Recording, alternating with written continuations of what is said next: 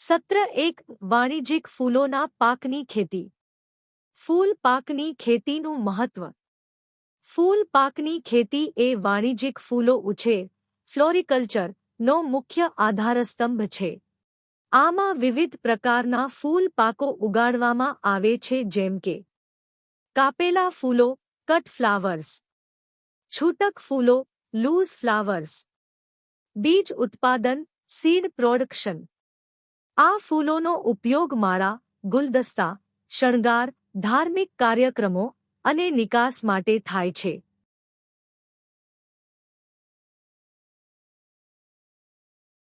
આબોહવાની સ્થિતિ. ભારતની કૃષિ આબોહવા વિવિધતાપૂર્ણ છે, જેના કારણે ખુલ્લા મેદાનમાં અનેક પ્રકારના ફૂલોના પાક ઉગાડી શકાય છે. છેલ્લા કેટલાક વર્ષોમાં નાના ફૂલ ઉત્પાદકો સુરક્ષિત પરિસ્થિતિ પ્રોટેક્ટેડ કલ્ટિવેશન હેઠળ પણ પાક ઉગાડે છે, જેમાં પ્લાસ્ટિક હાઉસ, ગ્રીન હાઉસ અથવા શેડનેટ હાઉસનો ઉપયોગ થાય છે.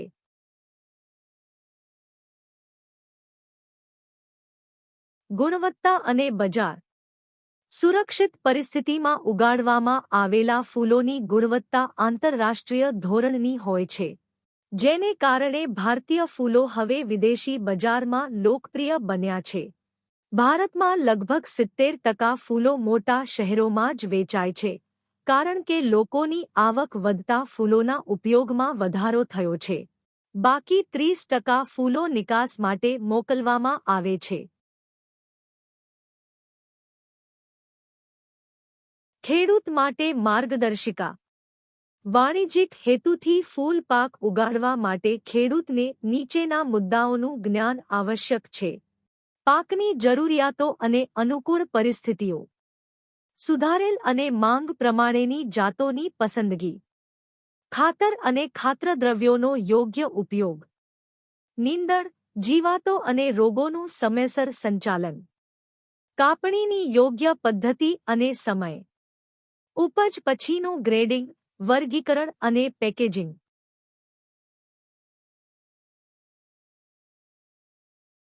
સત્ર 1 ચાઇના એસ્ટરની ખેતી. કોલ્લિસ્થેફસ ચાઇનેન્સિસ કુટુંબ એસ્ટરેસી. પરિચય. ચાઇના એસ્ટર વિશ્વભરમાં ઉગાડવામાં આવતું એક લોકપ્રિય વાર્ષિક શોભાદાયક ફૂલ છે. તેનું મૂળ સ્થાન ચીન છે, પરંતુ હવે ભારત સહિત આખી દુનિયામાં તેનું વાવેતર થાય છે. તેનો ઉપયોગ 3 મુખ્ય રીતે થાય છે: કાપેલા ફૂલો cut flowers, bedding plant flower beds, border planting borders and edges. ભારતમાં ચાઇના એસ્ટરને પરંપરાગત ફૂલ પાક તરીકે ઉગાડવામાં આવે છે, ખાસ કરીને માળા અને શણગાર માટે.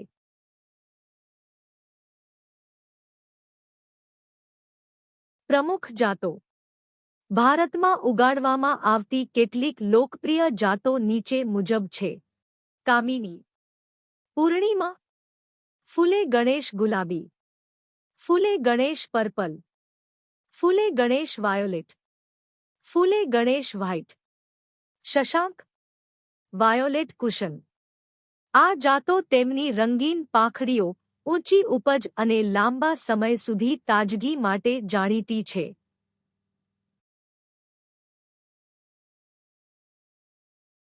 આબોહવા.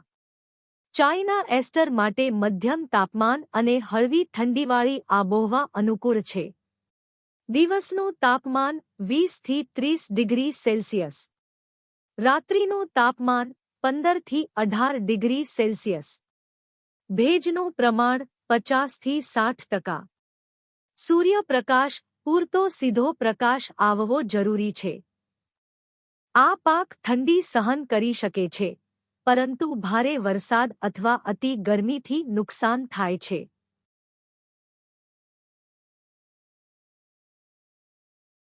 માટી.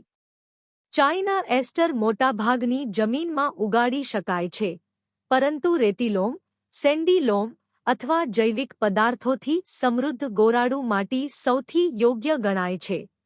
માટી સારી રીતે પાણી ટકાવતી, વેલ ડ્રેન્ડ હોવી જોઈએ. પીએચ 6.8 થી 7.5 વચ્ચે શ્રેષ્ઠ માનવામાં આવે છે.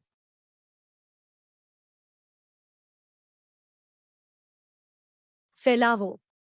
ચાઇના એસ્ટરનો ફેલાવો બીજ દ્વારા થાય છે. બીજની જરૂર 2.53 કિલો પ્રતિ હેક્ટર. બીજ પહેલેથી રોપા ઉછેર કેન્દ્ર નર્સરી માં વાવવામાં આવે છે. લગભગ 1 મહિને 10 સેન્ટીમીટર ઊંચાઈના થાય છે. ત્યારબાદ મુખ્ય ખેતરમાં રોપણી ટ્રાન્સપ્લાન્ટિંગ કરવામાં આવે છે. બીજ વાવણી સમય સપ્ટેમ્બર-ઓક્ટોબર.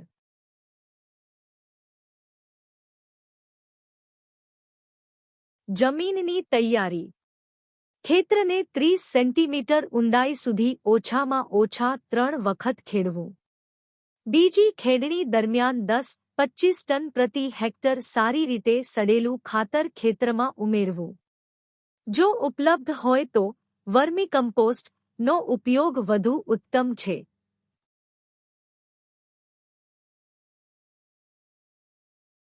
વાવેતરનો સમય. બેંગલુરુ અને દક્ષિણ પ્રદેશો આખું વર્ષ, મુખ્ય ઋતુ મેથી જૂન અને સપ્ટેમ્બરથી ઓક્ટોબર. ઉષ્ણકટિબંધીય પ્રદેશો જેમ કે દિલ્હી. બીજ વાવણી સપ્ટેમ્બરથી ઓક્ટોબર. રોપણી ઓક્ટોબરથી નવેમ્બર. સમશીતોષ્ણ વિસ્તારોમાં બીજ વાવણી જુલાઈથી ઓગસ્ટ. રોપણી સપ્ટેમ્બર.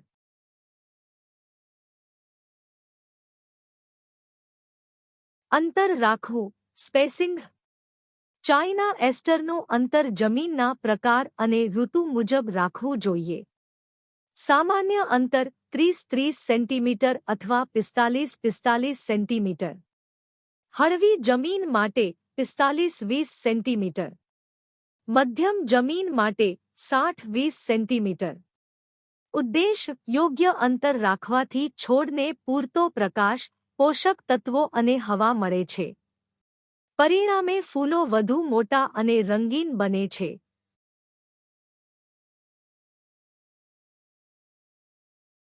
ખાતર અને રાસાયણિક ખાતર. FYM 10 થી 15 ટન પ્રતિ હેક્ટર જમીનમાં ભેળવી દેવું. NPK માપદંડ 120/80/120 કિલોગ્રામ પ્રતિ હેક્ટર. ફોસ્ફરસ અને પોટેશિયમ વાવેતર વખતે પૂરા આપવું. નાઇટ્રોજન 2 થી 3 હપ્તામાં વહેંચીને આપવું, પ્રથમ વાવેતર પછી, બીજું ફૂલ પહેલા.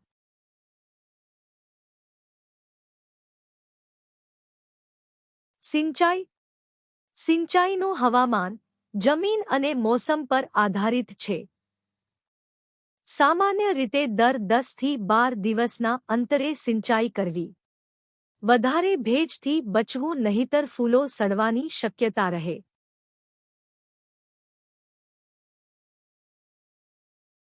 છોડની કાપણી, પિન્ચિંગ અને પ્રુનિંગ. ચાઇના એસ્ટર માટે પિન્ચિંગ ખૂબ મહત્વપૂર્ણ છે. અંકુર ફૂટ્યા પછી 1 મહિનામાં કાપણી કરવાથી શાખાઓની સંખ્યા વધે છે.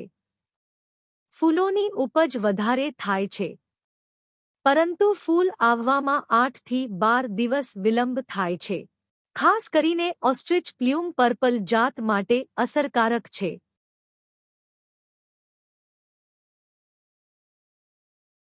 લણણી, હાર્વેસ્ટિંગ. ચાઇના એસ્ટરનું ફૂલ 2 ઉપયોગ માટે લણવામાં આવે છે.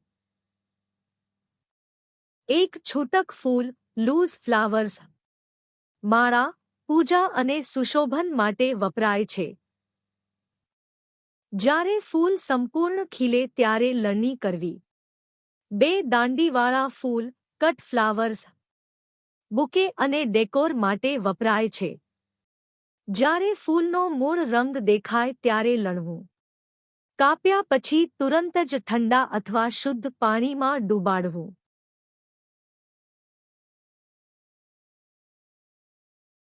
લણણી પછીની પ્રક્રિયા, પોસ્ટ હાર્વેસ્ટ હેન્ડલિંગ. લણ્યા પછી ફૂલોને છાયામાં રાખી ગ્રેડિંગ અને પેકેજિંગ કરવું. ફૂલોના આયુષ્ય વધારવા માટે દ્રાવણ ઉપયોગ કરો. 60 gram sucrose plus 250 milligram 8 HQS plus 70 milligram triple C plus 50 milligram AgNO3 પ્રતિ 3 લિટર પાણી. આ દ્રાવણથી ફૂલોના જીવનમાં 30% વધારો થાય છે. ઉપજ, જાત, જમીન, સંભાળ અને હવામાન પર આધારિત ઉપજ. છૂટક ફૂલો માટે અંદાજે 15-20 ટન પ્રતિ હેક્ટર.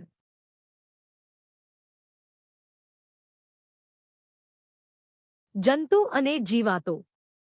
એક બ્લિસ્ટર બીટલ. પાંદડા અને ફૂલ પર ખાય છે, છોડને ભારે નુકસાન પહોંચાડે છે. 2 એશિયાટિક ભમરો. રાત્રે પાંદડા ખાય છે અને દિવસે જમીનમાં છુપાય છે. 3 કલંકિત પ્લાન્ટ ખટમલો. ફૂલની કળીઓમાં કાણા પાડે છે. ફૂલો તૂટી જાય છે. 4 લીફ હોપર. સામાન્ય જીવાત અને વિષાણુ રોગોનું વાહક. 5 સેમિલોપર ઈયળ. પાંદડા અને ફૂલો ખાય છે, થ્રેડથી લટકે છે. ઉપચાર. શરૂઆતના ઉપદ્રવ પર નીમ આધારિત દ્રાવણ અથવા મેલાથિયન 0.1 છંટકાવ. ભારે ઉપદ્રવમાં કેલ્થન અથવા ઇમિડાક્લોપ્રિડનું છંટકાવ અસરકારક.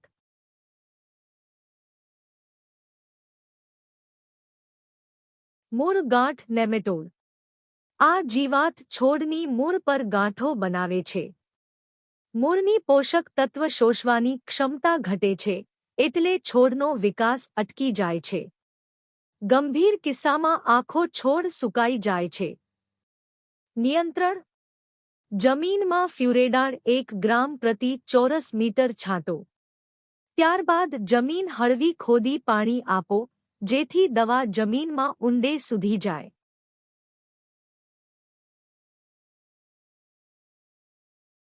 પર્ણ સમૂહ નેમેટોડ. પાંદડા પર જીવાત નભે છે અને 20 ડિગ્રી સેલ્સિયસ તાપમાન પર ખૂબ સક્રિય બને છે. પાંદડા પર પીળા કે ભૂખરા ડાઘ દેખાય છે. નિયંત્રણ. સંક્રમિત પાંદડા તોડીને નાશ કરો. ફ્યુરેડાન અથવા કાર્બોફ્યુરાન દવાનો છંટકાવ મદદરૂપ. Hot water treatment 55 degree Celsius માટે 10 મિનિટ. બીજ અથવા રોપા માટે અસરકારક ઉપાય.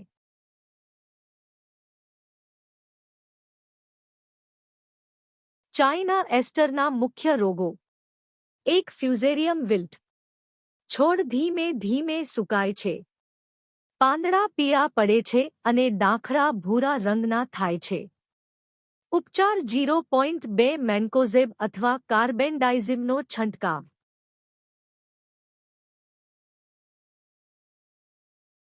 કોલાર અથવા મૂળ સડવું. મૂળ અને ડાંખડા કાળા થઈ જાય છે. પાણી ભરાવાની સ્થિતિમાં ઝડપથી ફેલાય છે. ઉપચાર જમીન સારી રીતે ડ્રેનેજ રાખવી અને કોપર ઓક્સીક્લોરાઇડ 0.3% નાખવી.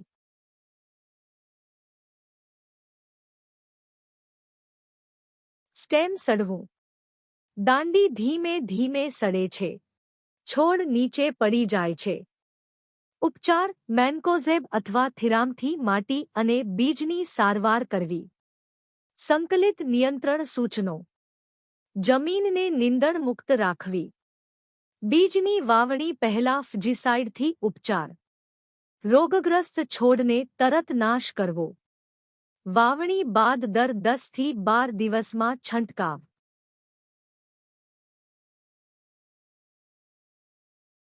ફંગલ રોગો. 1 ગ્રે મોલ્ડ. ઠંડા અને ભેજવાળા હવામાનમાં થાય છે. ચેપગ્રસ્ત ભાગ પર બળી ગયેલા જેવા ધબ્બા દેખાય છે. નિયંત્રણ. અઠવાડિયામાં 2 વાર 0.2% જીનેબ અથવા માનેબનો સ્પ્રે કરવો. ખેતર હવા પ્રવાહવાળું રાખવું અને પાણી ભરાઈ ન રહે તે સુનિશ્ચિત કરવું.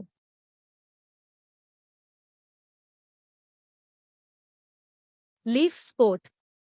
શરૂઆતમાં નીચલા પાંદડા પીળા પડે છે. પછી ભૂરા અને કાળા ચકોર ધબ્બા બની જાય છે. નિયંત્રણ.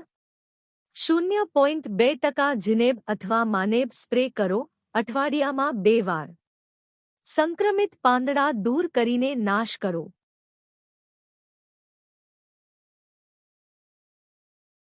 ચાઇના એસ્ટર કેન્કર. દાંડીના નીચલા ભાગમાં ચીરા ક્રેકસ પડે છે. મૂળ ભાગ સ્વસ્થ રહે છે પરંતુ છોડ સુકાઈ જાય છે.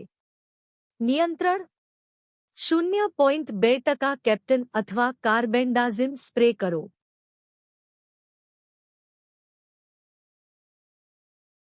રસ્ટ. નાના છોડના પાંદડાની નીચલી સપાટી પર પીળા અને નારંગી ફોલ્લા થાય છે. નિયંત્રણ સલ્ફર દવા સ્પ્રે કરવી વેટેબલ સલ્ફર. પાકની આસપાસ નીંદણ દૂર રાખવું. સામાન્ય નિયંત્રણ સૂચનો. બધા ફૂગજન્ય રોગો માટે 0.2% કેપ્ટન અથવા માન્કોઝેબ અથવા કાર્બેન્ડાઝિમ અથવા 0.1% કેલિક્સિનનો સ્પ્રે અસરકારક છે. છંટકાવ 7-10 દિવસના અંતરે કરવો. રાત્રે અથવા સવારના ઠંડા સમયે છંટકાવ કરવો.